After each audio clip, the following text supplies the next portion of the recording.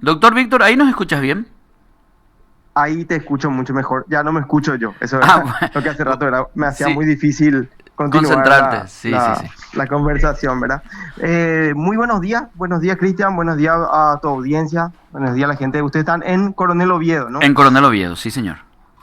Ok, bien. Sí, nosotros estamos en conocimiento de las dificultades que tuvieron en Coronel Oviedo. De hecho, estoy revisando nuestro historial de las solicitudes hechas ya desde el mes de abril. O sea que esto es una circunstancia que se fue acumulando, ¿verdad? Pero, eh, a ver, eh, el tratamiento de las enfermedades crónicas tiene esa particularidad, ¿verdad? De que uno no ve el impacto inmediatamente de cuando hay alguna dificultad en la provisión o en el acceso al tratamiento, sino que es como que algo que uno va esperando que se vaya sintiendo un poco un tiempo después, ¿verdad? No es igual que tratar una enfermedad infecciosa, por ejemplo, o un cuadro epidémico, como vimos muy bien en el COVID, que las cosas ocurren prácticamente de inmediato, ¿no? Mm. Entonces, siempre hay que hacer una visión, una mirada, a ver el historial de cómo se plantearon las solicitudes y dónde estuvimos teniendo dificultades o no se proveyó en la cantidad necesaria, ¿no? Si nosotros somos conscientes de que hay una circunstancia de una mayor necesidad de insumos y tenemos que ir ajustando positivamente los pedidos de la mayoría de las regiones por circunstancias vividas en otros subsistemas de salud que probablemente están impactando negativamente en la provisión de los insumos que nosotros teníamos planificado, ¿no? Mm. Entonces, siempre esa dificultad está descrita no solo, vamos a decir, a nivel nacional o regional, sino que sabemos de que el impacto de las enfermedades crónicas es una circunstancia que de cierta forma eh, hace difícil la planificación porque el crecimiento poblacional y el aumento del número de personas o de la necesidad de medicación para el tratamiento de estas enfermedades hace de que muchas veces nuestra planificación quede un poco corta para lo que realmente es la necesidad, ¿verdad? Ahora, doctor, esta vez que hubo faltante por más de un mes de insulina aquí Sí, en la quinta región sanitaria, ¿a qué se sí. debió realmente? ¿La falta de planificación o quedaron No, cortos en la nosotros planificación? tenemos ¿O una no hay insulina en presupuesto particular. para la compra de medicamentos? Esa es la cuestión que queríamos un poco Ya, dimensionar, no, doctor. no. Ya entiendo. Sí, mira, el presupuesto de la compra de medicamentos está asegurado. O sea, el medicamento que hoy está llegando es de un presupuesto que probablemente ya se autorizó en el 2022. Ujú. El presupuesto que hoy se está autorizando, ¿verdad? Probablemente nos sirva hasta el 2026. Entonces, todo presupuesto siempre hay que hacer con una planificación de crecimiento Mm. y eso es lo que hace muchas veces un poco complejo estimar cuál va a ser la necesidad a futuro, porque el crecimiento del presupuesto para insumos para diabetes realmente avanzó exponencialmente, ¿verdad? Nosotros Ujú. tenemos que entender de que el paciente con diabetes hoy goza de una ley, ¿verdad? Que le protege y le da el derecho del acceso al tratamiento. Sí. Pero ahí tenemos que entender que el acceso al tratamiento no es solamente la medicación. El acceso al tratamiento es la consulta interdisciplinaria, o sea, tenemos que incluir la consulta nutricional, la consulta psicológica y la consulta con el educador de diabetes, que es el que va a guiar al paciente y a su familiar a la optimización del uso de todos los recursos que el tratamiento le va dando. Entonces, muchas veces concentramos el 100% del tratamiento exclusivamente en la medicación cuando sabemos que el problema detrás de la diabetes es mucho mayor que solamente la medicación. Claro. Ahora, doctor, yo entiendo perfectamente que el diabético tiene un tratamiento multidisciplinario, es decir, todo Sí, contribuye a todo.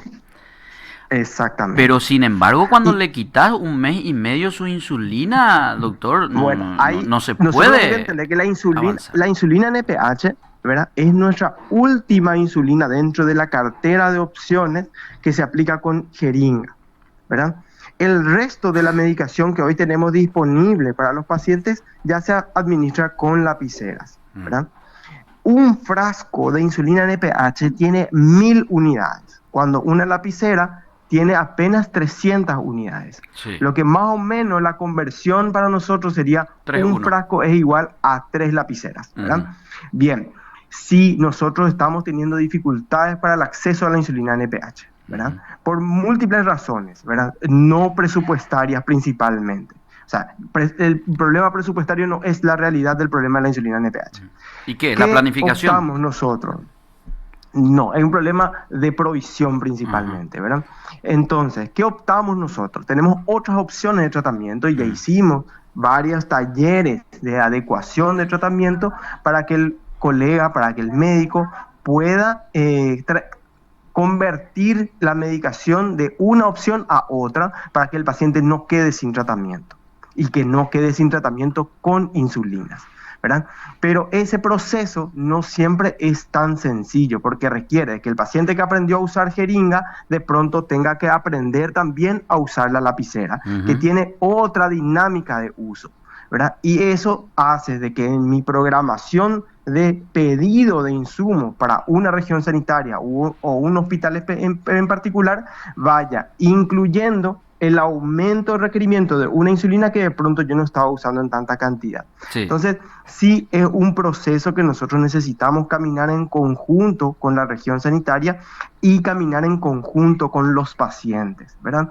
Entonces, eventualmente la falta de insulina NPH, que era una insulina universal hasta hace unos años, ¿verdad? Hace de que hoy se sienta con mayor fuerza, principalmente porque si yo quiero ir a comprar una insulina NPH en la farmacia, porque justo este mes fui a consultar y no pude retirar, pero todos los otros meses tuve acceso sin problema, lastimosamente esa insulina probablemente yo no encuentre en farmacia y eso hace de que la responsabilidad nuestra sobre la programación de esa insulina en particular sea mucho mayor, ¿verdad?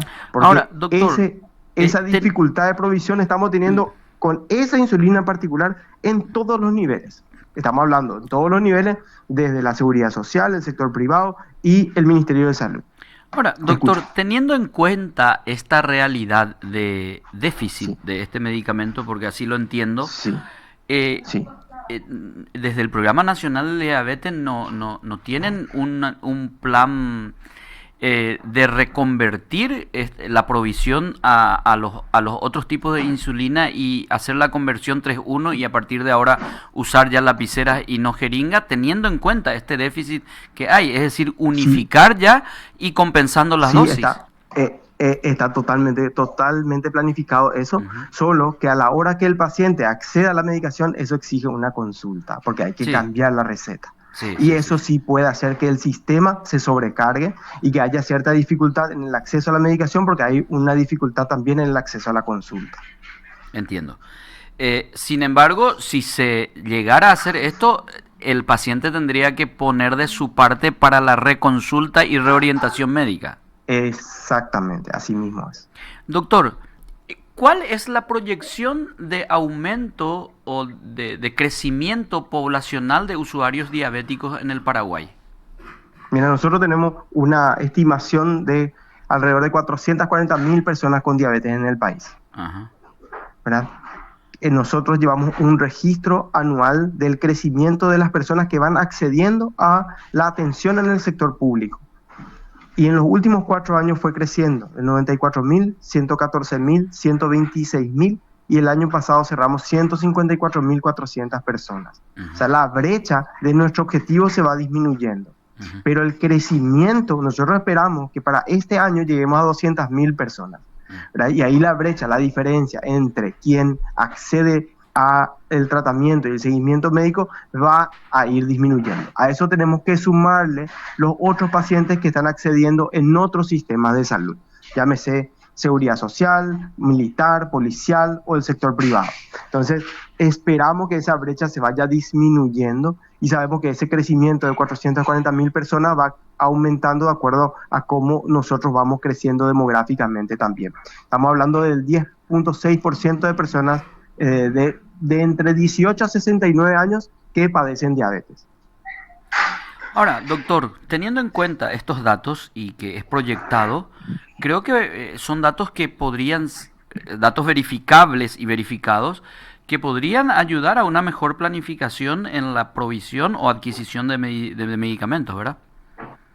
Sí, claro, totalmente, totalmente. De hecho, para eso hacemos ese Ujú. trabajo, para poder mejorar esa planificación, pero como te das cuenta, hay una brecha fuera del número de pacientes que acceden a la consulta que nosotros no podemos estimar con tanta facilidad. En la medida que esa brecha se vaya disminuyendo, nuestra capacidad de estimación también va a ser mucho más precisa. Entiendo. Doctor, y por último, quiero hacerte una consulta ya médica y no administrativa como la que estuvimos hablando. Eh, Sí. ¿Cuáles son los factores de incidencia para que aumente personas con esta patología, esta enfermedad crónica? ¿Es la alimentación? Algunos hablan que es algo emocional, algo hereditario. Generalmente, ¿cuáles son los factores que incidieron que una persona tenga diabetes? Principalmente es Mm, principalmente la alimentación y la falta de actividad física, mm. ¿verdad? Y cuando hablamos de hereditario, yo creo que el peso de el heredar las costumbres familiares puede que tenga Ajá, más peso que una herencia genética, ok. ¿verdad? Entonces es fundamental hacer el cambio y no solo hacer el cambio, sino transmitir ese cambio a las generaciones venideras. Ujú. Si yo disminuyo el riesgo de tener diabetes, estoy disminuyendo el riesgo de que mis hijos y mis nietos vayan a tener diabetes. Solamente por cambiar costumbres familiares.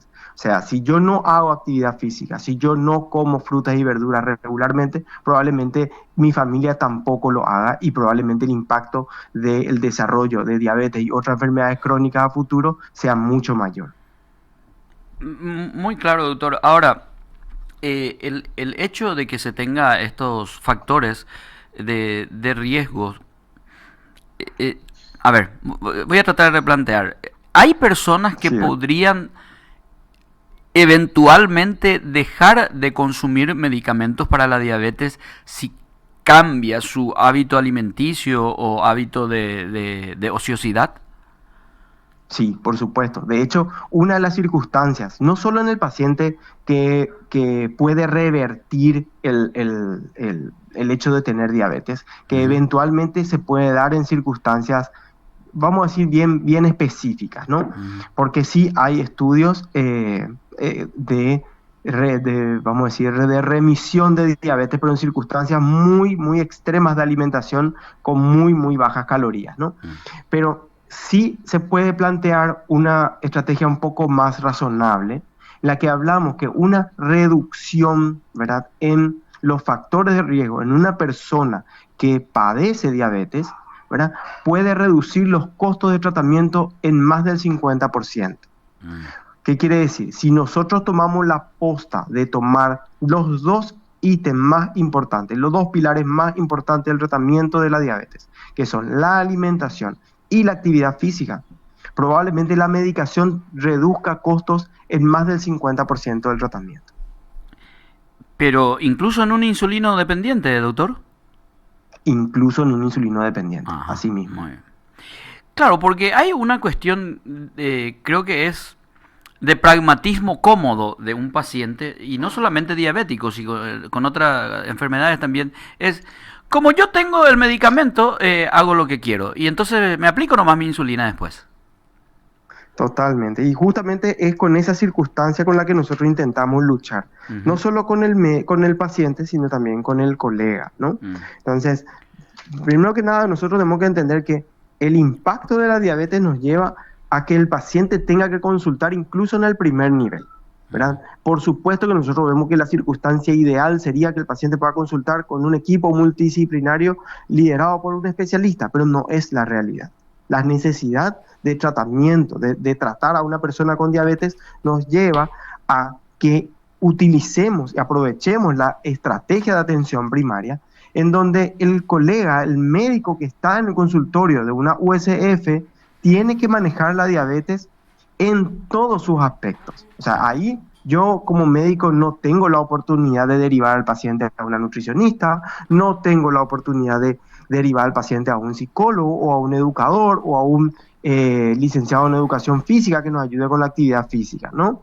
Ahí yo tengo ventaja más grande, que es conocer las circunstancias de mi paciente, que probablemente desde el hospital no la tenga. Probablemente el médico que está en el hospital tenga la ventaja de tener la nutricionista, de tener el psicólogo, de tener un montón de profesionales que pueden complementar la consulta, pero que desconoce absolutamente la realidad de su paciente. Entonces, son dos circunstancias muy diferentes en las que todo el espíritu del Ministerio de Salud hoy se enfoca principalmente en la atención primaria, buscando una estrategia que nos permita acercarnos más a la población, conociendo mejor sus circunstancias y encontrando una estrategia que a futuro nos pueda ser útil para hacerle frente a esta situación. Por último, doctor, y agradeciéndote tu explicación tan didáctica sobre este caso, sobre este tema, los pacientes que ahora en Coronel Oviedo van a reemplazar la jeringa del NPH por otro tipo de insulina que son con lapiceras y la conversión de 3-1, ¿ellos deben ya mantener eso o cuando vuelve la jeringa vuelven ellos también a la jeringa? Bien, una vez que tengamos de vuelta la NPH disponible, esperamos nosotros también poder contar con esa misma insulina, pero en presentación en lapiceras, ¿verdad? Si esa posibilidad se da, entonces van a poder pasar a continuar el tratamiento en lapiceras, pero con la insulina que usaban antes.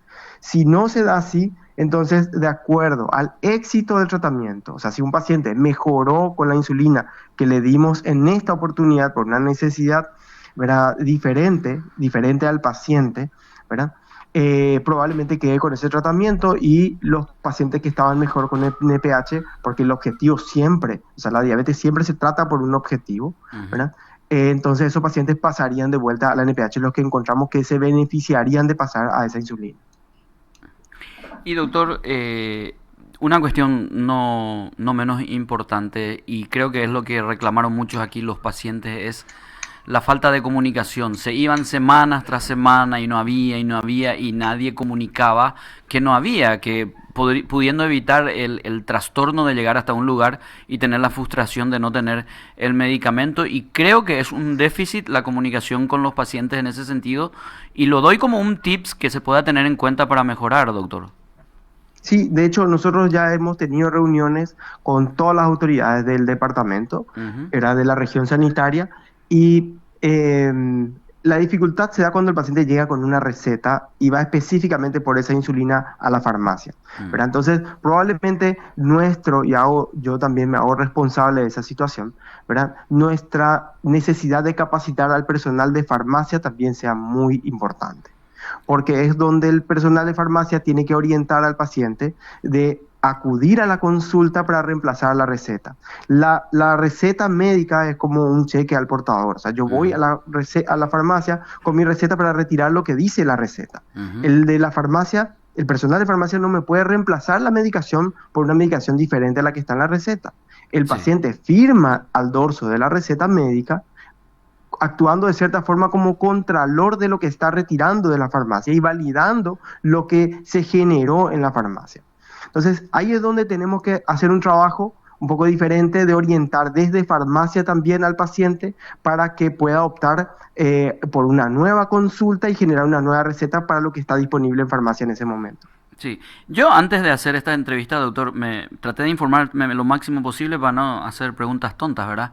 Y he visto que la dirección del Programa Nacional de Diabetes comunica muchas cosas. Digo nomás, a lo mejor nadie quiere asumir que falta medicamento y por eso no comunica, pero hoy en día las redes sociales y los medios de comunicación puede ser un canal comunicacional con el paciente, con el usuario y las entidades que están responsables de esto. Esto planteo, doctor, porque son 1.500 personas los que están siendo usufructo de este programa nacional y creo que antes que lleguen 1.500 personas al hospital se podría evitar esa situación que ahora se dio. Por eso también nosotros insistimos en llamarte. Sí, no, totalmente de acuerdo, pero sí, ahí te vuelvo a repetir que muchas veces con las patologías crónicas ocurre de cierta forma un retraso en la generación de la necesidad, ¿verdad? En la generación de la información de la necesidad. Y lastimosamente eso nos obliga a nosotros a trabajar más en una planificación a más largo plazo de lo que ocurre con otro tipo de enfermedades transmisibles, ¿verdad? Entonces, es la dinámica de análisis en el paciente con enfermedades crónicas de pronto nos obliga a evaluar de esa forma, ¿verdad? Lastimosamente, siempre la información llega, es como que llega un poco más tarde en enfermedades crónicas. Y sí, y es normal un poco la desesperación, porque uno dice, yo dependo de este medicamento, Claro, no tengo ahora y entonces. Doctor, muchísimas gracias por totalmente. atendernos y espero que este canal de comunicación entre usted y nosotros y a través de nosotros con los pacientes esté siempre abierto. Un gusto, mira, realmente una entrevista bastante interesante y sí, mira, si podemos nosotros contar también en algún momento con una plataforma como la que tienen ustedes para poder llegar a nuestros pacientes y poder educar principalmente en todos esos aspectos que de pronto el consultorio nos queda insuficiente, Mm. ¿verdad? ¿Verdad? Nosotros estamos a disposición y espero que ustedes también para poder contar con el canal que ustedes tienen. Doctor Víctor Arias del Programa Nacional de Diabetes.